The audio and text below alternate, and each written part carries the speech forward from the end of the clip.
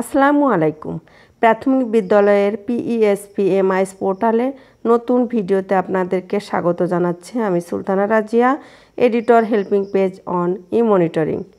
Helping পেজের সাথে থাকুন, লাইক, কমেন্ট এবং শেয়ার দিয়ে অন্যদের দেখার সুযোগ করে দিন। আজ আমরা জানব প্রাথমিক বিদ্যালয়ের উপবৃত্তি পোর্টালে যে সকল শিক্ষার্থীদের নতুন এন্ট্রি এবং শিক্ষার্থী শ্রেণী হালনাগাদ সংক্রান্ত কিছু গুরুত্বপূর্ণ টিপস। তার আগে সম্পূর্ণ ভিডিওটি দেখুন, সাথে থাকুন, লাইক, কমেন্ট, শেয়ার দিয়ে অন্যদের দেখার সুযোগ করে দিন।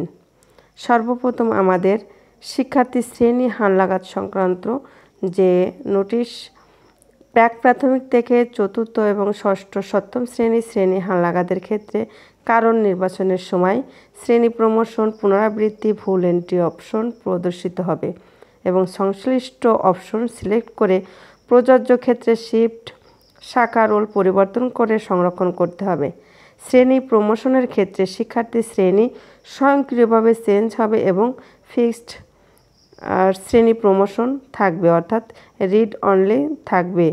ইউজারগণ চেঞ্জ করতে পারবেন না, অর্থাৎ অটো শ্রেণী প্রমোশন দেওয়ার সঙ্গে সঙ্গে পরবর্তী ক্লাসগুলো অটোমেটিক চলে আসবে। 2. পঞ্চম ও ষষ্ঠ শ্রেণী হালনাগাদের ক্ষেত্রে কারণ নির্বাচনের সময় প্রাথমিক চক্রের সমাপ্তি, পুনরাবৃত্তি, ভুল এন্ট্রি অপশন প্রদর্শিত হবে এবং সংশ্লিষ্ট অপশন সিলেক্ট করে শুধুমাত্র পুনরাবৃত্তির ক্ষেত্রে শিফট, শাখা, রোল পরিবর্তন করে সংরক্ষণ করতে হবে।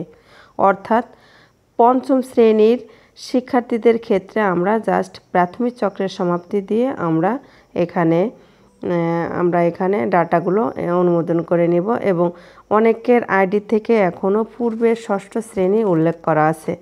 যদি কারোর আইডি থেকে ষষ্ঠ সপ্তম শ্রেণী উল্লেখ করা থাকে এবং শ্রেণী হালনাগাদে তাদের তথ্য থাকে, তাহলে সেই সকল আইডি থেকে সেই সকল শিক্ষার্থীদের ডাটা ট্রান্সফার করে দিতে হবে। অর্থাৎ পূর্বের ষষ্ঠ এবং সপ্তম শ্রেণীর শিক্ষার্থীদের ডাটা যদি শ্রেণী হালনাগাদে থেকে থাকে, তাহলে সেই সকল শিক্ষার্থীদের ডাটা ট্রান্সফার করে দিতে হবে।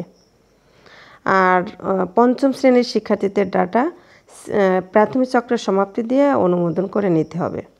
3.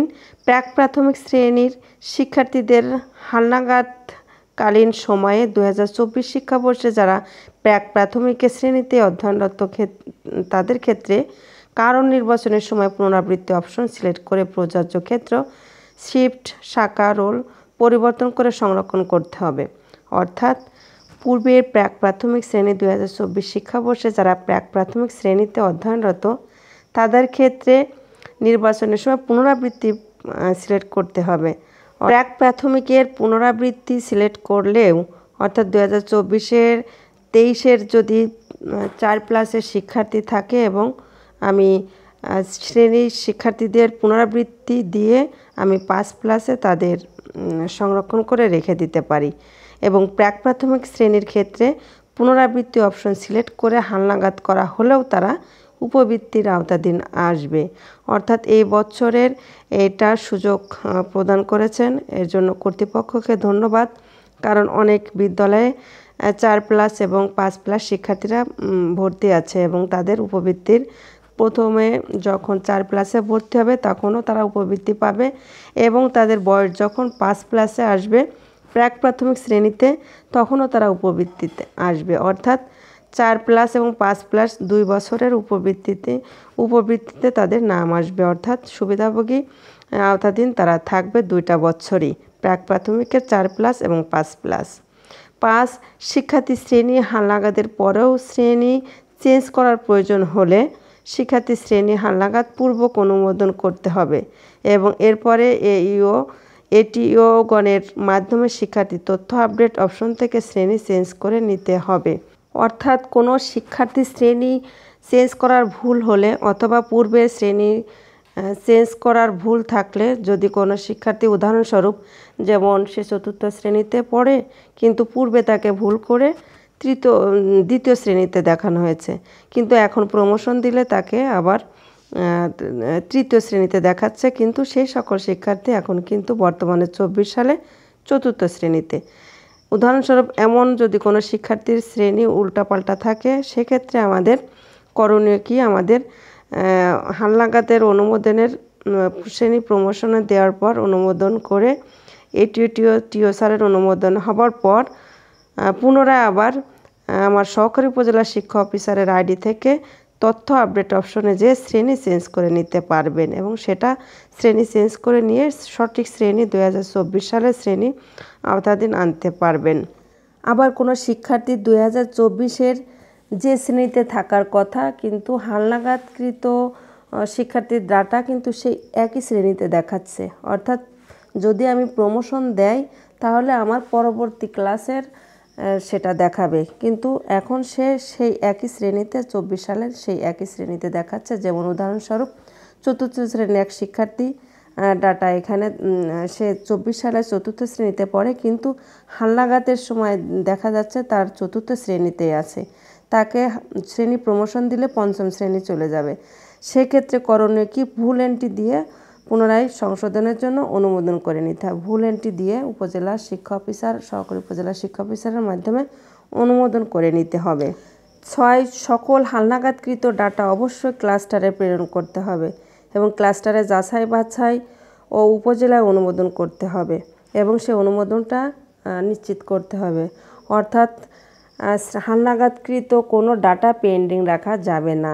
হালনাগাদকৃত কোনো ডাটা পেন্ডিং রাখা যাবে না। যদি কোনো শিক্ষার্থীর ডাটা অন্য বিদ্যালয়ে চলে গেছে অথবা মাদ্রাসায় চলে গেছেন অথবা তিনি আর বিদ্যালয়ের লেখাপড়া করেন না, তাদের ক্ষেত্রে শিওর হয়ে নিষ্ক্রিয় করে রাখতে হবে অথবা ট্রান্সফার করে দিতে হবে। অন্য বিদ্যালয়ে চলে গেলে, মাদ্রাসায় চলে গেলে সেই সকল শিক্ষার্থীর ডাটা ট্রান্সফার করে দিতে হবে। এখন ট্রান্সফার যদি কখনো কোনো সমস্যার সম্মুখীন হয়ে থাকে, ট্রান্সফার করতে না পারলে তাকে আপাতত আপনারা নিষ্ক্রিয় করে রাখতে পারবেন। প্রয়োজন হলে তাকে আবার পুনরায় সক্রিয় করতে পারবেন এবং এই নিষ্ক্রিয় ডাটা অটোমেটিক আপনার সহকারী উপজেলা শিক্ষা অফিসারের আইডি থেকে জমা হবে। 7 শিক্ষার্থী শ্রেণী হালনাগাদ অপশনে কোনো ডাটা পেন্ডিং রাখা যাবে না, যেটা আমি বললাম মাত্রই। যারা বিদ্যালয়ের অধ্যয়নরত নাই কিংবা জানা নেই কোথাও আছে, তাদের ডাটা ট্রান্সফার করতে হবে, তবে ট্রান্সফার করা না গেলে নিষ্ক্রিয় করতে হবে। অবশ্যই আমাদের এই কথাটি অবশ্যই রাখতে হবে, মনে রাখতে হবে যে হালনাগাদকৃত কোনো ডাটা আমাদের পেন্ডিং রাখা যাবে না। যারা বিদ্যালয়ে অধ্যয়নরত নাই কিংবা জানা নাই কোথাও চলে গেছে, তাদের ট্রান্সফার করতে হবে। আপনি যদি আপাতত ট্রান্সফার করতে না পারেন তাহলে তাকে নিষ্ক্রিয় করতে হবে। এই নিষ্ক্রিয় ডাটা আপনি পুনরায় সক্রিয় করতে পারবেন এবং সেটা যে নিয়মে আপনি নিষ্ক্রিয় করবেন ঠিক একই নিয়মে শিক্ষার্থীর স্ট্যাটাস আপডেটে যেয়ে সক্রিয় করে নেবেন এবং সক্রিয় ডাটাগুলো এবং নিষ্ক্রিয় ডাটাগুলো সরাসরি সহকারী উপজেলা শিক্ষা অফিসারের আইডি থেকে জমা হবে। কোনো নিষ্ক্রিয় ডাটা সক্রিয় কিংবা সক্রিয় ডাটা নিষ্ক্রিয় করতে চাইলে প্রথমেই শিক্ষার্থী প্রোফাইল অপশনে দেখে নিতে হবে নিষ্ক্রিয় সক্রিয় আছে কিনা। শিক্ষার্থীর প্রোফাইল অপশনে অন্তর্বর্তী স্ট্যাটাস থাকলে এটিও অর্থাৎ আপনার সহকারী উপজেলা শিক্ষা অফিসার কর্তৃক অবস্থা হালনাগাদ ক্লাস্টার যাচাই বাছাই এবং টিও কর্তৃক অবস্থা হালনাগাদ উপজেলায় অনুমোদন সম্পন্ন করতে হবে, তারপরে পুনরায় সক্রিয় নিষ্ক্রিয় করা যাবে।